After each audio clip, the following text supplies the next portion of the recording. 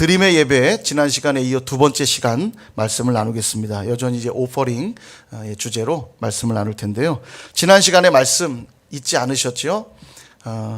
우리의 예배는 받는 예배이기 이전에 드리는 예배여야 한다고 말씀을 드렸습니다. 그 이유가 무엇이냐면 우리는 이미 받은 자들이기 때문에 한 주간 받은 그 은혜가 너무나 놀랍고 감사하여서 우리가 먼저 나와 신앙의 고백을 드리고 찬양을 드리고 기도를 드리며 나아간다 말씀드렸고요. 그렇게 예배하는 자들에게 하나님 말씀을 주실 때 또 은혜를 주실 때 그것을 우리가 받아 또 누리며 또 살아가게 되는 것이죠. 그래서 우리 예배는 드림의 예배가 되어야 한다, 그렇게 말씀을 드렸습니다. 특별히 드려야 될 것이 무엇이었냐면 너희 몸을 드리라 하셨고요, 전 인격을 드리라 하셨고, 거룩하게 드려야 한다고 하셨고, 산 제물로 드려야 된다, 이렇게 말씀하셨죠. 그런 합당한 예배, 그런 영적 예배를 우리가 드려야 하는데요. 지난 시간에 살펴본 그 내용이 영적 예배가 무엇인가를 정의한 것이라면 오늘 2절의 말씀은 영적 예배의 원리가 무엇인지를 우리가 오늘 보게 될 것입니다. 그 원리는 이렇게 시작하는데요.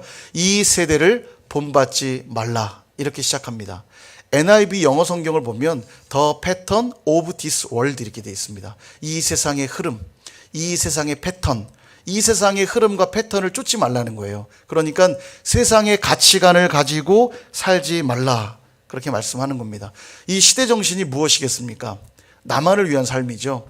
늘 내가 기준이고 내가 행복해야 되고 내가 편해야 되고 자기중심주의에 빠져있는 세상입니다. 그래서 나의 정욕과 욕심대로 살아가는 것이 이 세상의 흐름이죠.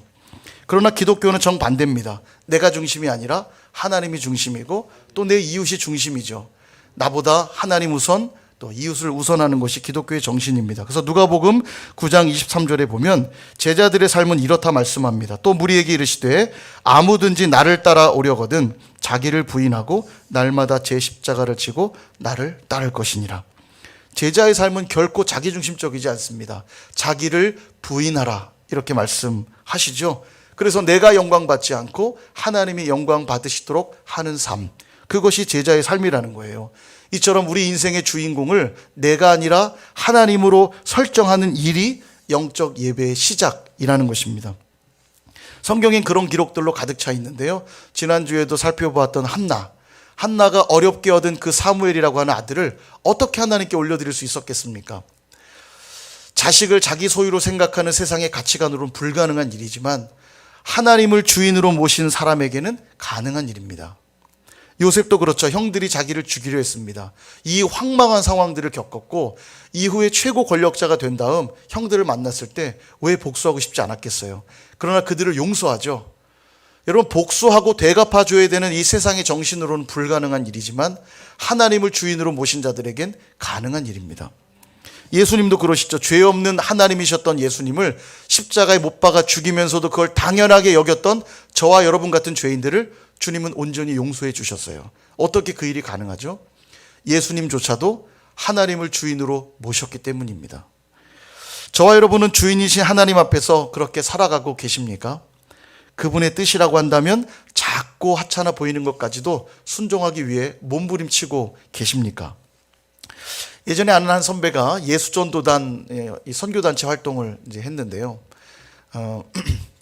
예수전도단에서 이제 가장 많이 하는 훈련이 뭐냐면 하나님의 음성 듣기입니다. 하나님의 음성 듣기 훈련을 많이 하는데 어느 날 이 선배가 이제 기도 모임 중에 나누는 거예요. 어느 날 길을 걷는데 하나님이 마음에 말씀하셨다는 거예요. 어떤 마음을 딱 주셨는데 700번 버스를 타라는 마음을 딱 주셨다는 거예요. 그래서 700번 버스가 눈앞에 딱 지나가길래 탔대요. 근데 그 다음부터 버스를 탄 순간부터 아무 말씀을 안 하시더래요. 아무 마음도 안 주시더래요. 그래서 끝까지 있었답니다. 결국 종점에 도착을 했고 종점에 가서야 그냥 집에 돌아왔다는 그런 나눔이었어요. 되게 허무하죠? 근데 이 나눔을 들으면서 저는 굉장히 도전이 됐어요. 그분이 왜 700번 버스를 탔을까요? 하나님의 음성을 듣고자 하는 그 사모하는 마음에, 순종하고자 하는 마음에 탄 거죠. 그 나눔을 들으면서 되게 그 선배의 그 모습이 너무 보기 좋다는 생각이 드는 거예요. 하나님을 찾고 그분의 음성을 듣고자 하는 그 마음. 그러면서 이 선배가 한마디를 더 해요. 우리가 언어를 배우려고 해도 자꾸 들어야 되고 자꾸 말해봐야 느는 것처럼 나도 그렇게 하나님의 음성을 자꾸 듣고 자꾸 또 내가 하나님께 말씀드리고 싶어서 나 자꾸 훈련한다고. 매일매일 그것을 연습하기 위해 애쓴다고 이야기하는 말을 들으면서 하나님을 주인으로 모시는 자의 삶의 모습은 바로 저런 것이 아닌가, 그런 생각을 해보았습니다.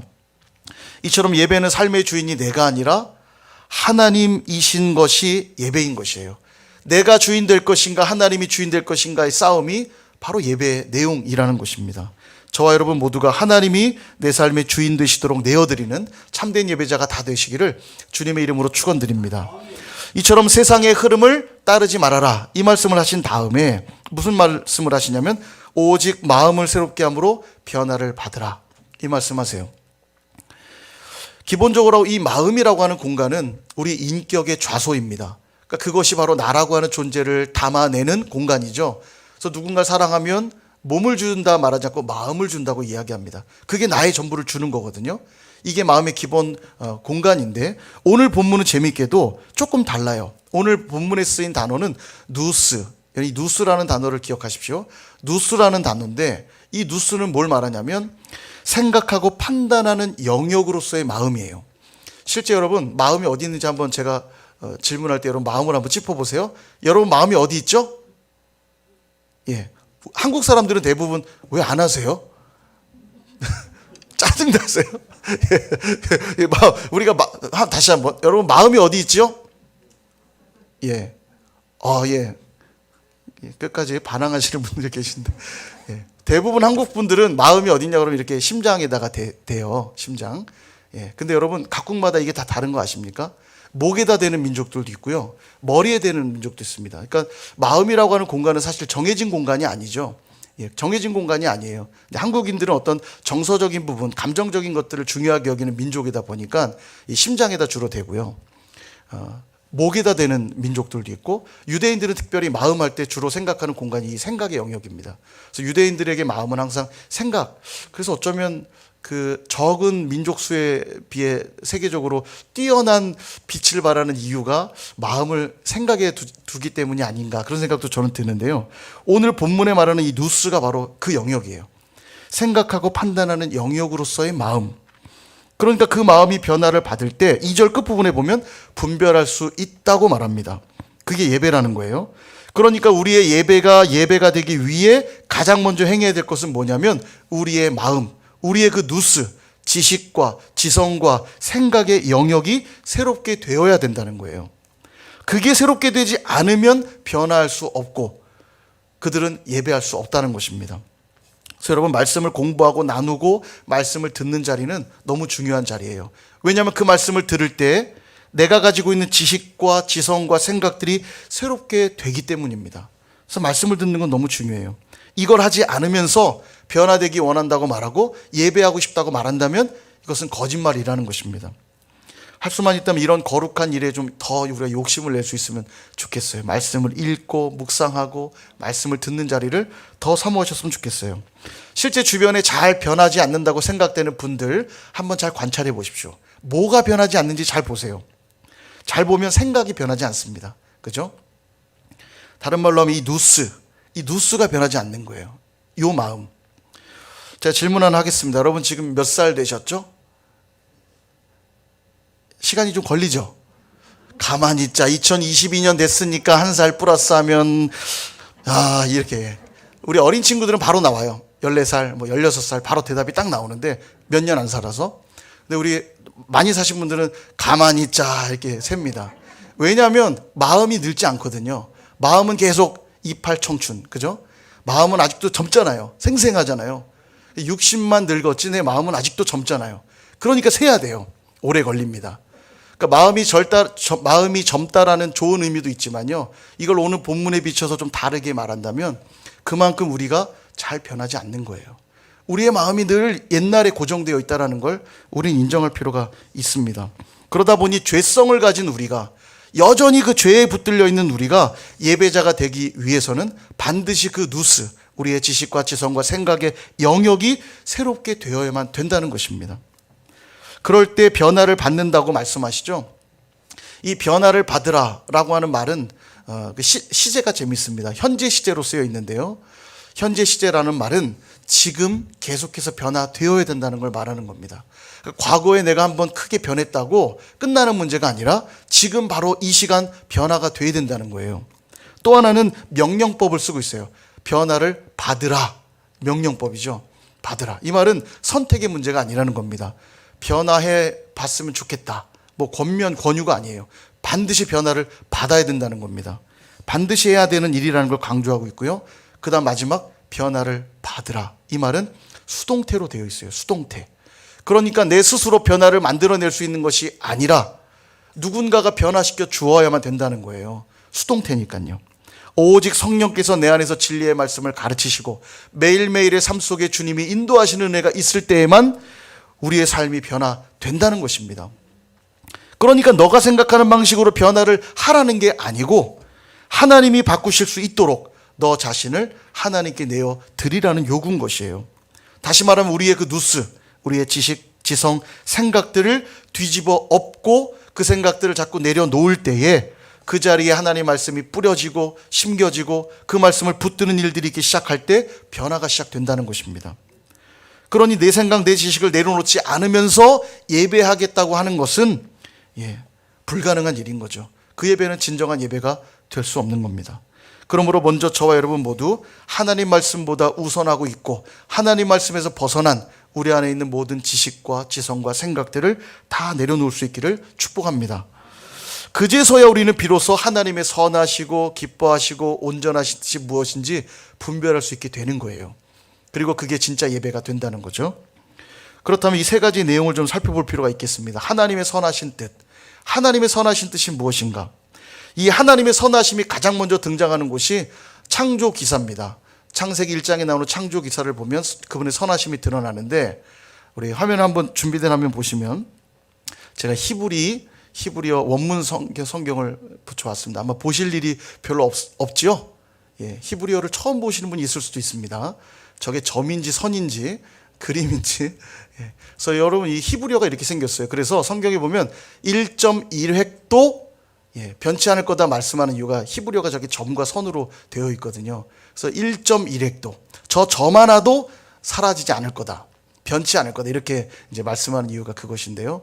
보시면 우리 글자는 왼쪽에서 오른쪽으로 이렇게 읽는데 히브리어는 거꾸로 읽습니다.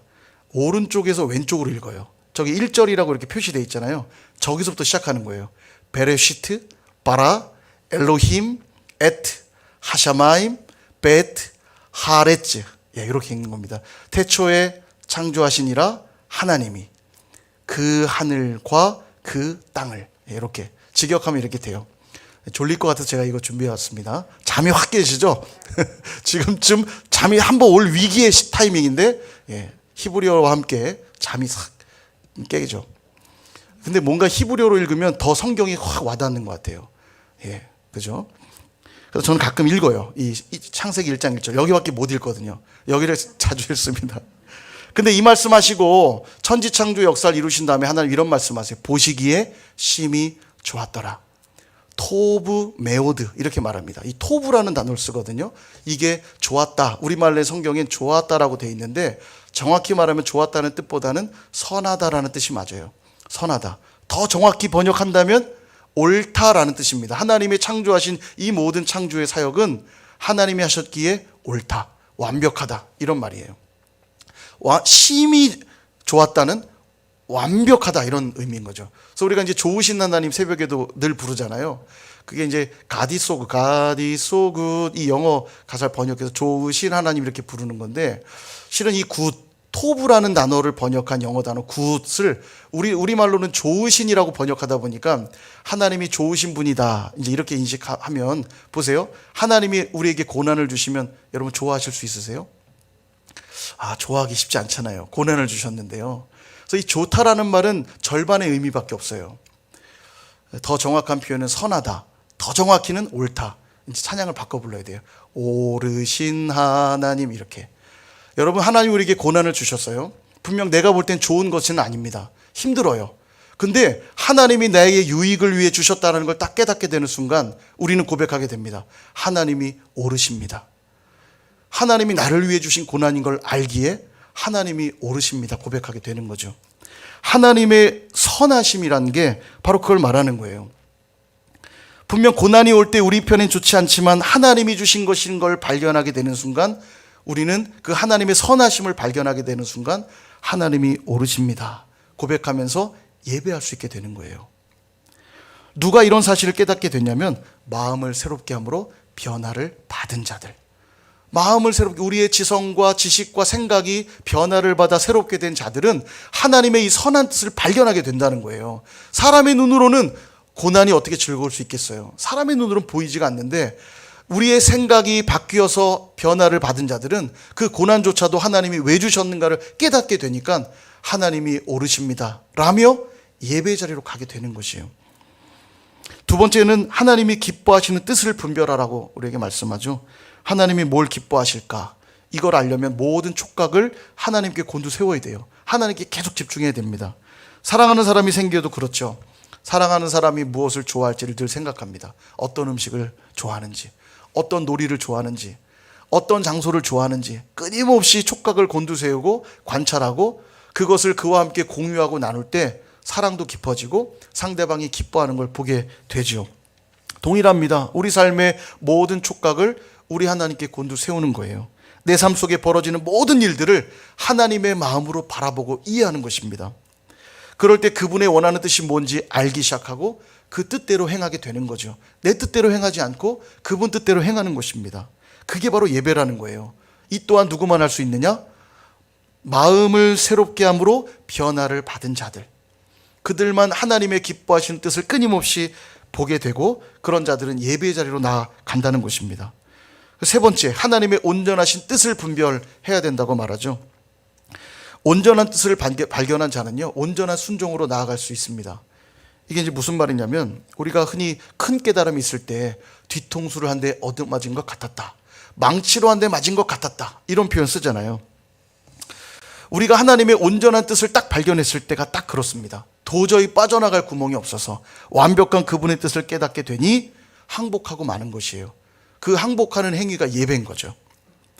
우리가 어떤 운동 경기를 볼 때 엄청 탁월한 실력들을 나타내면 우리가 막, 야, 완전 외계인이다, 너무 잘하니까 사람이 아니라는 표현이죠. 완전 외계인이다, 대단하다, 훌륭하다, 박수를 보냅니다. 어떤 연주가가 뛰어난 연주를 하고 또 노래를 불렀을 때 탁월한 실력들을 보이면 탄성을 자아내며 와, 대박, 일어나 기립박수를 막 보내잖아요. 그런 상태를 말하는 거예요. 박수를 보내지 않을 수 없는 상태. 여러분, 박수하는 게 예배 아닙니까? 상대방을 칭찬하는 게 찬양이잖아요. 와, 하나님의 그 온전하신 뜻이 발견되니까 빠져나갈 구멍이 없는 거예요. 와, 대박. 박수를 보낼 수밖에 없는 겁니다, 우리 하나님께. 제가 예전에 그런 기억이 있는데요, 진짜 큰 망치로 한 대 얻어맞은 것 같았던 기억이 있습니다. 예전에 신학을 공부할 때 저희 이제 칼빈 신학의 중요한 교리 중에 하나가 예정론이죠. 예정론. 하나님이 다 예정하셨다, 다 알고 계신다, 이 예정론인데, 이 예정론을 설명하는 중요한 두 단어가 있습니다. 하나는 선택이고 하나는 유기. 선택과 유기예요. 하나님이 구원받은 자들을 선택하셨다는 겁니다. 그리고 구원받지 않을 자들을 유기시켜 두셨다는 거예요.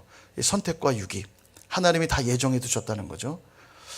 그런데 이 이제 설명들이 되어지고 있을 때 학생 하나가 질문을 합니다. 그렇다면, 제가 그때 해외에서 공부하고 있을 때예요. 해외에서 공부할 때인데 선교라고 하는 화두가 중요한 때 아닙니까? 그러니까 문득 궁금해지는 거예요. 저도. 한 학생이 질문하는데 무슨 질문했냐면, 하나님이 구원받을 자를 이미 선택해 두셨고 버릴 자들을 이미 유기시킬 자들을 정해 놓으셨다면 선교하고 전도할 필요가 뭐가 있습니까? 선교하지 않아도 하나님이 택한 자들은 이미 구원할 것이고 이미 유기시킨 자들은 이미 그들은 전도한다 해도 복음을 듣지 않을 텐데 선교하고 전도할 필요가 뭐가 있습니까? 그럴싸하죠. 예, 그래서 그 친구는 사실 예지예정론을 믿는 친구였어요. 이게 좀 어려운 이제 신학적 설명이 필요하니까 나중에 기회 되면 설명을 드리고, 참 인간적인 생각으로 합리적인 질문이죠. 여러분, 예정론은 사람이 만들어낸 이론이 아닙니다. 성경의 예정론을 말하고 있고 칼빈이 이걸 정리한 것이에요. 근데 그 성경에 있는 내용들을 설명하니까 궁금함이 생긴 거죠. 이미 정해놨다면 못하러 전도해. 그가 유기된 백성이면 전도해도 듣지도 않을 텐데, 또 선택받은 백성이면 전도하지 않아도 어떤 방식으로든 믿게 될 텐데, 그러면 전도하고 선교할 필요가 뭐가 있습니까? 그죠? 궁금하죠? 저도 궁금해지는 거예요. 뭐라고 교수님 답할까? 근데 여러 설명들을 해주셨어요. 이해되게끔 설명을 쭉 해주셨는데, 그래도 이 학생이 계속 질문하니까 마지막에 이 교수님이 한마디를 딱 던졌는데, 진짜 저도 딱 소름이 온몸에 쫙 돋으면서 엄청난 깨달음이 왔어요. 마지막 교수님 무슨 얘기를 하냐면, 그러면 당신에게는 유기된 백성이 있습니까? 이렇게 질문했어요. 근데 마지막 이 질문을 딱 던지는 순간 토론이 끝났습니다. 그 학생도 수긍했어요. 끄떡끄떡. 여러분, 예정에 대한 이야기들 할 때 우리가 착각할 수밖에 없는 게 사실 그건 하나님의 영역입니다. 전능하신 하나님의 영역이에요. 택하고 또 유기시키고 그 내용들이 그냥 하나님의 영역이지 우리가 판단할 영역은 아닙니다. 우리는 그저 성경이 말씀하신 대로 땅끝까지 복음을 증거하고 한 영혼을 건지기 위해 오늘도 복음을 전하는 것이 우리의 사명일 뿐이죠. 우리에게 유기된 백성은 있을 수가 없는 거예요. 다 구원받아야 될 백성들만 있는 것이지 유기된 백성이 없는 겁니다. 이 사실을 딱 깨닫고 나니까 제가 선교하고 전도할 이유가 더 분명해지는 거예요. 이 온전하신 뜻이 딱 깨달아지니까 내가 더 이 선교의 자리에서 내가 해야 될 역할들 무엇인지가 더 선명해지더라는 거죠. 바로 그런 것입니다. 하나님의 온전하신 뜻이 딱 깨달아질 때 우리는 항복할 수밖에 없고 예배의 자리로 나갈 수밖에 없다는 거예요.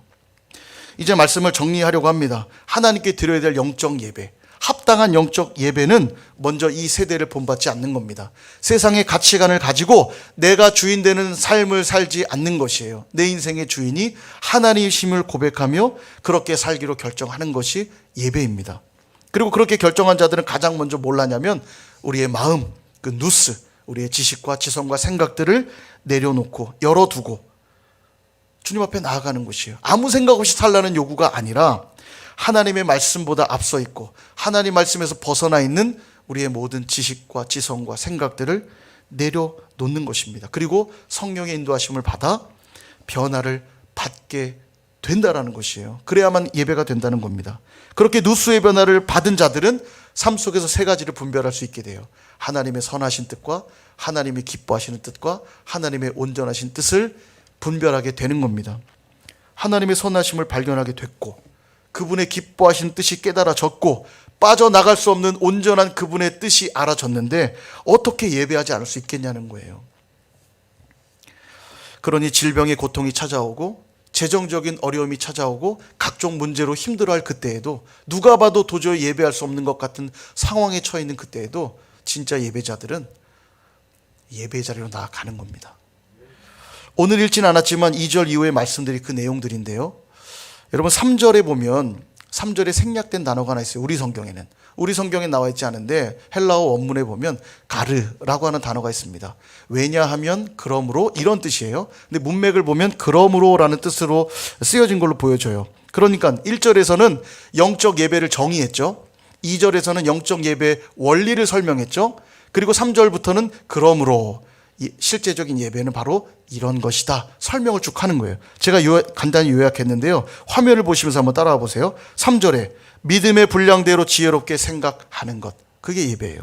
4절에서 8절까지를 보면 은사 이야기를 쭉 하시거든요. 은사를 설명하면서 그 은사로 몸 곧 교회를 말하죠. 교회를 온전히 이루어야 한다. 그게 예배래요. 9절에 보면 악을 미워하고 선에 속하는 것이 예배고, 10절 형제 사랑하고 우애하고 존경하는 것이 예배이고, 11절 부지런하여 게으르지 말고 열심을 품고 주를 섬기는 것이 예배이고, 12절 소망 중에 즐거워하고 환난 중에 참으며 기도에 항상 힘쓰는 것이 예배고, 13절 성도에 쓸 것을 공급하고 나그네를 말하죠. 나그네를 대접하는 것이 예배고, 14절 박해하는 자를 축복하고 저주하지 않는 것이 예배고, 15절 즐거워하는 자들과 함께 즐거워하고 우는 자들과 함께 우는 것이 예배고, 16절 겸손한 것이 예배고, 17절 악을 갚지 말고 선한 일을 도모하는 것이 예배고, 18절 모든 사람과 더불어 화목한 것이 예배고, 19절에서 21절 원수들에게까지도 선을 행하는 것이 예배이고, 이것이 바로 너희가 드려야 될 영적 예배니라 설명하고 있는 거예요. 그리고 이것이 바로 하나님의 그 선하시고 기뻐하시고 온전하신 뜻이라고 우리에게 가르쳐주고 계신 것입니다. 이것을 분별할 수 있다면, 우리의 일상 속에서 이것이 예배라는 것을 우리가 분별할 수 있다면 당연히 예배의 자리로 나아가게 되겠죠. 그리고 분별해야만 그것이 예배라고 말하고 있는 겁니다. 사랑하는 여러분, 숙제를 제가 좀 내드리려고 합니다. 오늘 저녁에 집에 가셔서 오늘을 넘기지 마시고 이 로마서 12장의 말씀을 다시 한번 피셔서 한 절 한 절 한번 묵상해 보십시오. 왜냐하면 그게 바로 하나님의 선하시고 기뻐하시고 온전하신 뜻이거든요. 이것을 분별할 때에만 날마다 합당한 영적 예배를 하나님께 드릴 수 있기 때문입니다. 이런 진정한 드림의 예배로 하나님을 영화롭게 하는 예배자들 다 되시기를 주님의 이름으로 축원드립니다.